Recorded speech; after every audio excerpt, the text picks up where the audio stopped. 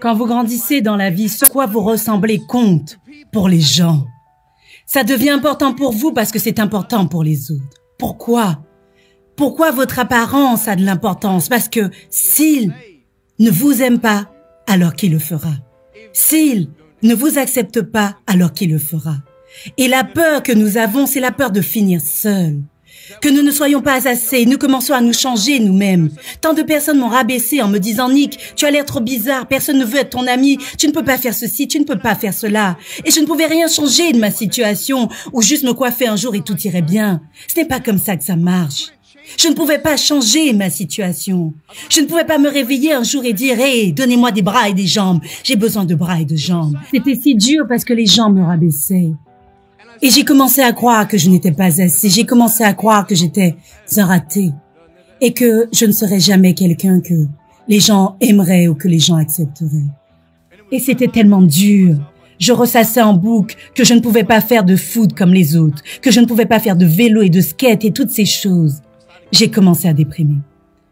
Je me suis demandé quel type de chemin de vie je devais vivre. Est-ce que j'étais juste là pour vivre puis mourir? N'y avait-il pas un but pour moi? N'y avait-il pas un but dans ma vie? J'avais des questions et aucune réponse. Et j'ai demandé à ma mère et mon père pourquoi est-ce que ça m'arrivait. J'ai demandé au médecin pourquoi est-ce que ça m'arrivait. Ils ne savaient pas. Il y a des choses dans la vie qui sont hors de votre contrôle, que vous ne pouvez pas changer et avec lesquelles vous devez vivre. Le choix qui s'offre à nous est soit d'abandonner, soit de continuer à avancer. J'aimerais que vous vous demandiez ce en quoi vous allez croire. Allez-vous croire en vous? Allez-vous croire au jugement des autres sur vous?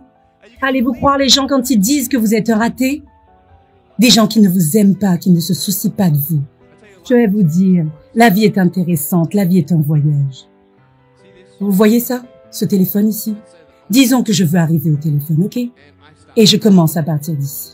Maintenant, pour arriver au téléphone, ce n'est pas comme si j'allais commencer à méditer en fredonnant pour flotter dans les airs, n'est-ce pas? Ça ne marche pas comme ça. Je dois donc faire un pas à la fois, un pas à la fois, un pas à la fois. Vous ne pouvez faire qu'un pas à la fois. Je me fiche de la taille de votre pas, c'est seulement un pas à la fois. Vous ne pouvez pas faire deux pas en un, vous comprenez? Ça marche de cette manière, un pas à la fois. Et vous traversez des étapes dans cette direction, puis traversez des étapes dans l'autre direction. Donc vous vous perdez en chemin et parfois vous tombez.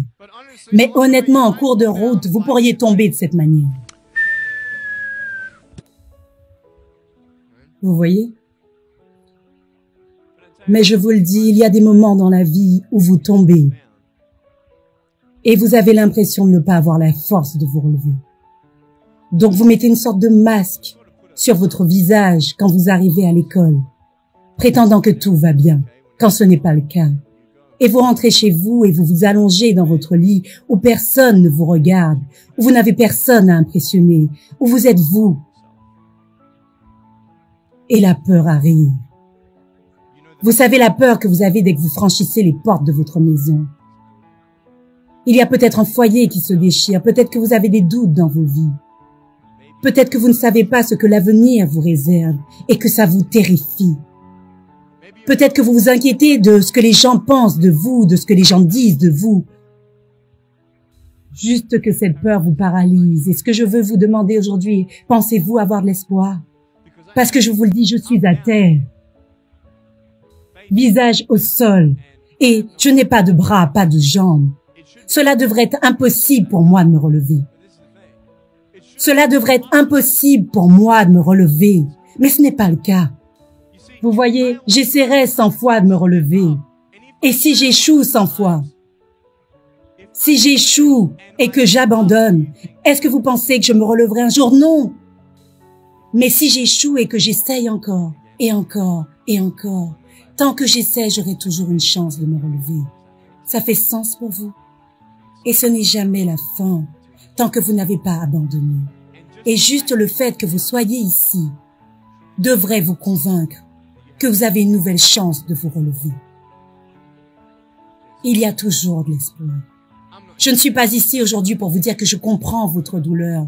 Je ne suis pas ici pour vous dire que je sais ce que c'est d'être maltraité. Je ne sais pas ce que ça fait d'être traité de gros et d'avoir un trouble alimentaire. Je ne sais pas ce que ça fait d'avoir un foyer brisé. Je ne sais pas ce que ça fait.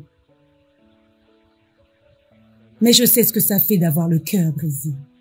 Et je sais ce que ça fait d'être seul. Et je veux que vous sachiez que j'ai trouvé ma force en Jésus-Christ et que vous allez trouver votre force dans ce que vous trouverez qui vous anime. Mais je veux seulement que vous sachiez que ce n'est pas la fin. Ce que vous allez devenir a de l'importance. Alors allez vous sortir de là plus fort. Et vous trouverez cette force pour vous relever comme ceci.